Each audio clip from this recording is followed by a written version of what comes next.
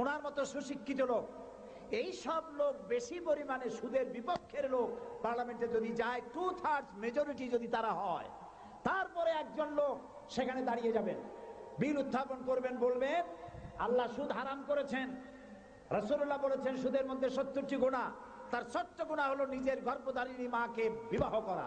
এই মারাত্মক সুদকে নিষিদ্ধ ঘোষণা করা হোক। স্পিকার সাহেব বলবেন সংসদের সামনে এখন প্রশ্ন হচ্ছে, সুদ হচ্ছে মাকে বিবাহ করার মতো মারাত্মক গুনাহ, এই গুনাহ থেকে গোটা জাতিকে বাঁচাবার জন্য সুদ নিষিদ্ধ ঘোষণা করা হোক। এই প্রস্তাবের পক্ষে যারা আছে তারা জোরে হা বলুন। আরে ভাই, এটা তো পার্লামেন্ট না। পার্লামেন্টে যখন হা বলবে তখন স্পিকার সাহেব বলবেন আমার মনে হয় হা জয় যুক্ত হয়েছে, হা জয় যুক্ত হয়েছে। কয়বার কবে? 3 বার। পরের দিনে বিল চলে যাবে বঙ্গভবনে, প্রেসিডেন্ট সাহেব চোখ বুজে সই করে দেবে। তারপরের দিন থেকে সোনালী, বৈকালী, রূপালী, ভুবালী, কুষ্টি সুদ্ধা ব্যাংকের সুদ বন্ধ হবে নাকি হবে না বলো?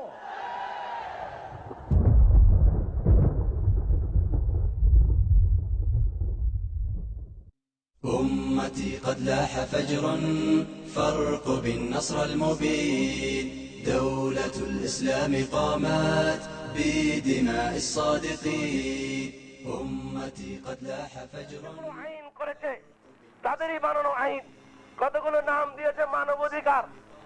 যখনই আপনি ইসলাম প্রতিষ্ঠা করতে যাবেন বলবে এটা মানবাধিকার লঙ্ঘন। আপনি বলবেন আল্লাহ বলেছে চোরের হাত কাটো। যখনই আপনি এই আইন প্রতিষ্ঠা করতে যাবেন বলে যে এটা গণতন্ত্রের আইন, এটা মানবাধিকার লঙ্ঘন, কোন মানুষের হাত কাটা যাবে না। আপনি ব্যভিচারীকে পাথর মারবেন বলবে যে না এটা করা যাবে না, এটা মানবাধিকার লঙ্ঘন। একটা মানুষকে বেঁচে থাকার অধিকার দিতে হবে যতই অন্যায় করুক না কেন, এটা তাদের বানানো আইন, এটা মানবাধিকার লঙ্ঘন হবে, অতএব এটা করা যাবে না। আপনি বন্ধ, আপনি সেই পর্দার প্রথা চালু করতে যাবেন বলবে যে এটা নারী এবং শিশু নির্যাতন আইনে দণ্ডনীয় অপরাধ, মহিলাদেরকে বস্তার মধ্যে বন্দী করা যাবে না, এটা মানবাধিকার লঙ্ঘন হবে। সুদ সুদ পথে উৎখাত করতে যাবেন বলবে তোমাকে এক ঘরে কেন রাখবো, বিশ্ব বাণিজ্য চলতেছে সুদের উপরে, তোমাকে এটা মানতেই হবে বিশ্ব বাণিজ্য থাকতে হইলে। অতএব আমরা গণতন্ত্ররা বিশ্বের বাইরে তো যেতে পারবো না। কোন আইন চালু করবেন? 300 সিটও যদি আপনি ইসলাম সমর্থন যদি হয়ে যায়, তারপরও আপনি একটা আইনও পাস করতে পারবেন না। কেন? এটা হবে গণতন্ত্র বিরোধী, এটা হবে মানবাধিকার বিরোধী। আপনি গণতন্ত্রের নৌকায় চড়ে ক্ষমতায় গিয়ে এই গণতন্ত্র বিরোধী কাজ শুরু করবেন, আপনার বিরুদ্ধে কি হরতাল হবে না? আপনার বিরুদ্ধে কি মিছিল হবে না? আপনার বিরুদ্ধে ধর্মঘট জ্বালাও পোড়াও কি শুরু হবে না? তখন কি আপনি আপনার আর্মি, বিডিআর, পুলিশকে বলতে পারবেন এগুলো আল্লাহর আইনে নাই, জ্বালাও গুলিয়াদের বিরুদ্ধে? পারবেন? গুলি চালাতে? না আপনি অর্ডার দিলে আপনার আর্মি, বিডিআর, পুলিশ গুলি চালাবে? বলবে যে তারা গণতন্ত্রের অধিকার তারা চেয়েছে, তারা তো কোনো অন্যায় করে নাই, সারা পৃথিবীময় এটা স্বীকৃত, তুমি বরং সরকার তুমি অন্যায় করছো। পারবেন না। কেন? আপনি তাদেরকে ওই গণতন্ত্রের নৌকায় উঠাই দিয়েছেন, গণতন্ত্রের জালের মধ্যে ঢুকাই দিয়েছেন, তাদের মন মগজ ওয়াশ করে তাদেরকে গণতন্ত্রকামী বানিয়েছেন। আপনার কথা আর শুনবে না। আপনি যতই কোরআনের আয়াত তেলাওয়াত করেন, জায়গায় জায়গায় মৌলানা মুন্সি পাঠিয়ে দিয়ে আল্লাহর কোরআনের আয়াত তেলাওয়াত করেন, কোনোই কাজ হবে না। এদেশে হাজার হাজার এনজিও রয়েছে, এদেশে কাফের মুশরিকদের চক্রান্ত যুগে যুগে হয়েছে, এখনো হবে, ভবিষ্যতেও হবে, কোনোদিন ঠেকাতে পারবেন না। তার জন্য একটাই মাত্র পদ্ধতি, ওই আল্লাহর পদ্ধতি, ওয়াকাতুলুহুম, কেতালের পদ্ধতি। আপনি নিজে কেতালের পদ্ধতি তৈরি হন, আপনার পার্টিকে কেতালের পদ্ধতিতে তৈরি করুন, আপনার সমস্ত দেশের জনগণকে কেতালের পদ্ধতিতে তৈরি করুন।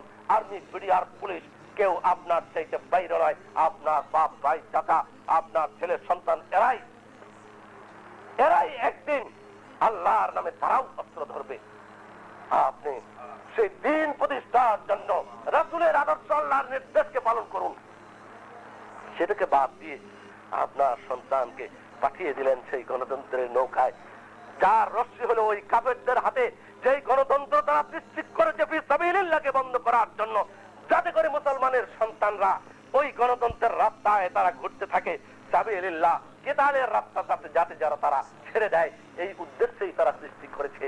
তাই ইসলামী দল সৃষ্টি করে ওই গণতন্ত্রের ধারক বাহক সেই কায়েদ আজমের হাতে দিল, যে কায়েদ আজম ছিল শিয়া।